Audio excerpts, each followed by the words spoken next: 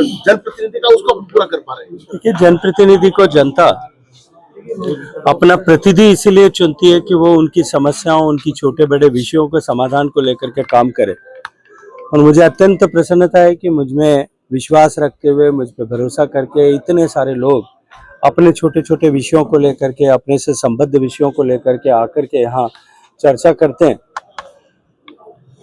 निश्चित रूप से यदि आप एक किसी मुकाम पर पहुंचने के बाद में भी यदि आप पहला धरातल से जुड़े रहें तो लोग आपके साथ में जुड़ते हैं, और दूसरा जब लोग आपके साथ में जुड़ते हैं, आपके पास आते हैं और आप उनके किसी विषय का समाधान करके उनको राहत प्रदान कर सके।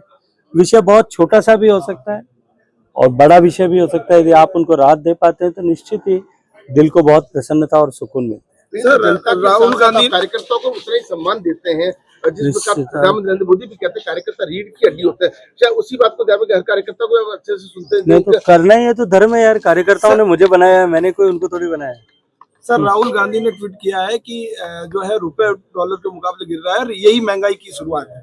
देखिए, मुझे लगता है कि राहुल गांधी साहब को अर्थव्यवस्था की कितनी समझ है, ये अपने आप में एक प्रश्न चिन्ह इस पर लगा हुआ है।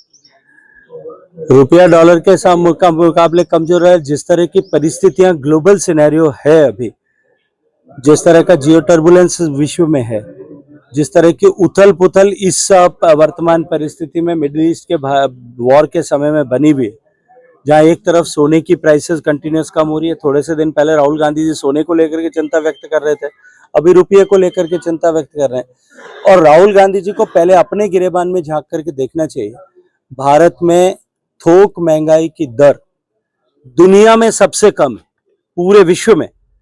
और राहुल गांधी जी, उनके नेतृत्व में जब सरकार काम करती थी, अदृश्य नेतृत्व उनका, जब वो कैबिनेट के फैसलों को फाड़ करके फेंका करते थे और संवैधानिक व्यवस्थाओं का अपमान करते थे, तब उस 10 साल के कालखंड में 7 साल महंगाई की दर डबल डिजिट में थी।